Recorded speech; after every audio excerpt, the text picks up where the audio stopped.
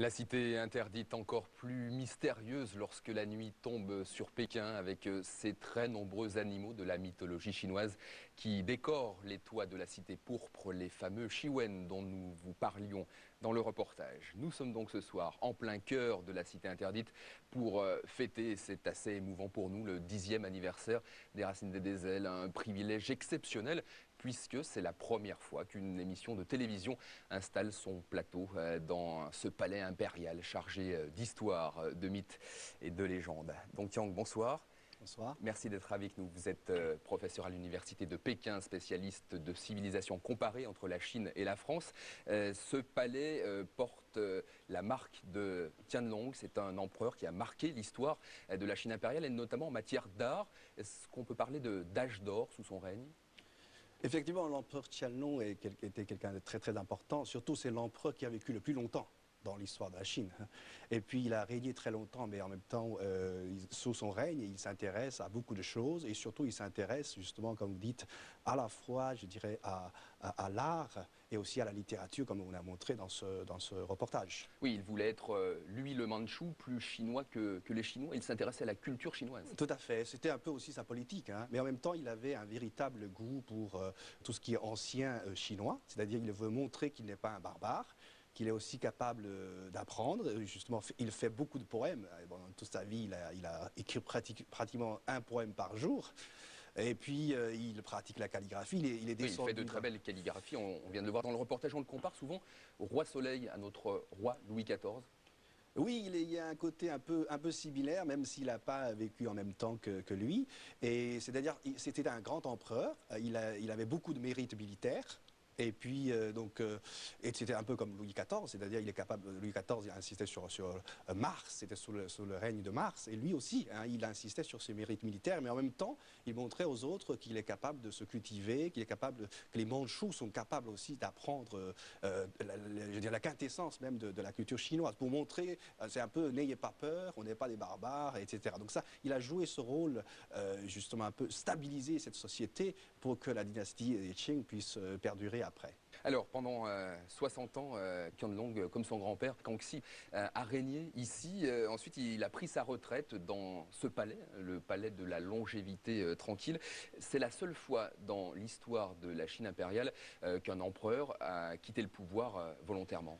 Tout à fait, c'est un cas unique, hein, parce que, en fait, comme son grand-père, c'était vraiment quelqu'un qu'il admirait, et comme Kangxi a régné 61 ans, donc au moment où il a régné lui-même, Qianlong a régné 60 ans, il se dit, voilà, moi je vais me retirer parce que je ne pourrai jamais dépasser la grandeur de mon grand-père.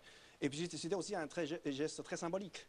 C'est-à-dire c'est un geste presque, on peut dire, presque confucéen. C'est quelqu'un qui, au moment d'une sorte d'apothéose de la gloire, sait se retirer.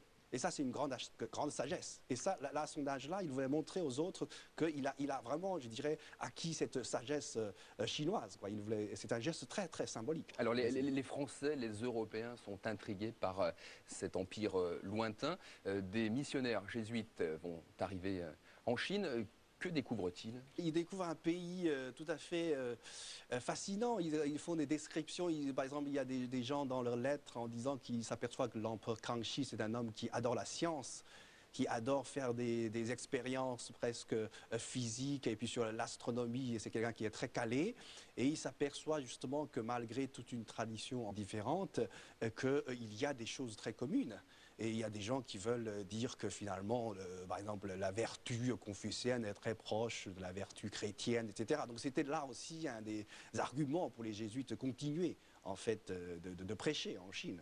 Confucius, dont nous parlerons un peu plus tard dans cette émission. Alors, l'empereur Tianlong, qui était Mandchou, un homme du Nord, s'intéresse beaucoup à tout le pays et au Sud notamment, dont il appréciait beaucoup les paysages, des paysages qu'il a même reproduits ici, hein, dans son jardin de la cité interdite, à l'image, vous le voyez, de ces rochers et de ces arbres, des paysages qu'il a également recréés dans son palais d'été, qui lui est situé à une trentaine de kilomètres d'ici.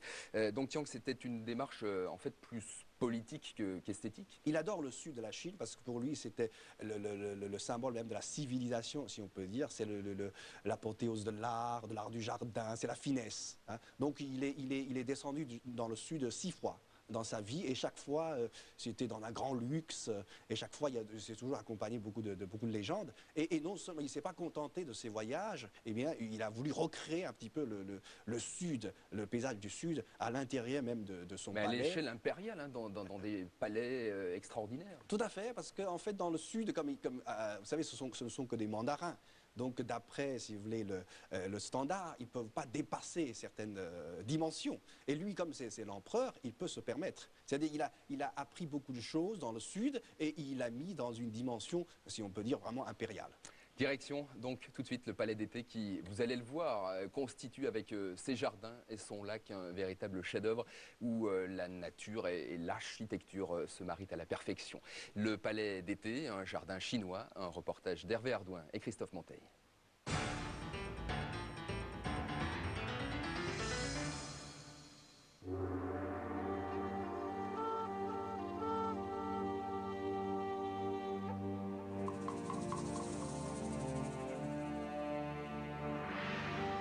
Le palais d'été, 290 hectares au nord-ouest de Pékin.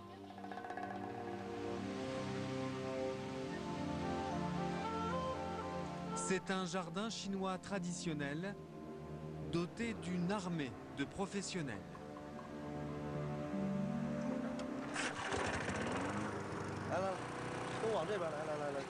Allez, allez, tous au boulot. Et n'oubliez pas, hein, le travail c'est joyeux, alors amusez-vous. Et aujourd'hui, il y a de quoi s'amuser.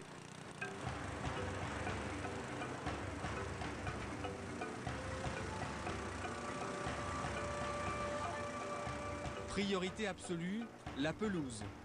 Elle est tondue toutes les semaines.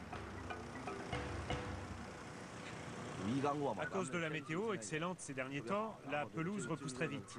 Ils sont en train de s'en occuper. Vous allez élaguer les arbres. Lui, c'est Monsieur Dai, le jardinier en chef du palais d'été. Allez, on y va. Et respectez bien les consignes et surtout, faites attention à vous.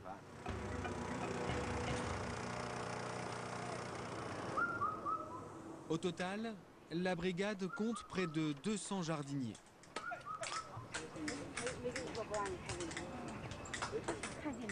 Un peu plus loin, les travaux d'élagage ont déjà commencé. L'exercice est délicat, mais il faut tenir le rythme. On dénombre plus de 300 espèces de plantes différentes. Toutes les plantes du palais d'été ont chacune une signification. Ces pêchers-là, par exemple, devant vous, symbolisent le bonheur. Ils sont capables d'éloigner les mauvais esprits. Plus loin là-bas, vous avez des grenadiers avec leur fleur rouge, qui signifie le bonheur familial, avec beaucoup d'enfants puisque la grenade a beaucoup de graines. Les cyprès tout autour de nous sont symboles de longévité, tout comme les pins cachés derrière là-bas. Avec leurs épines persistantes et toujours vertes, ils symbolisent également la longévité. Au palais d'été, rien n'est dû au hasard. La nature luxuriante côtoie un élément essentiel dans un jardin chinois, l'eau.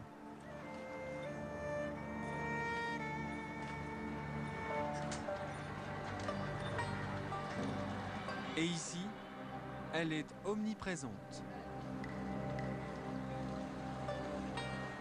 Voici le lac Kunming, 220 hectares, la plus grande retenue d'eau de Pékin.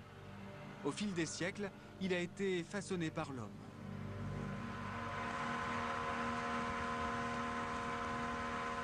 Au beau milieu du lac, voici Monsieur Liu, architecte en chef.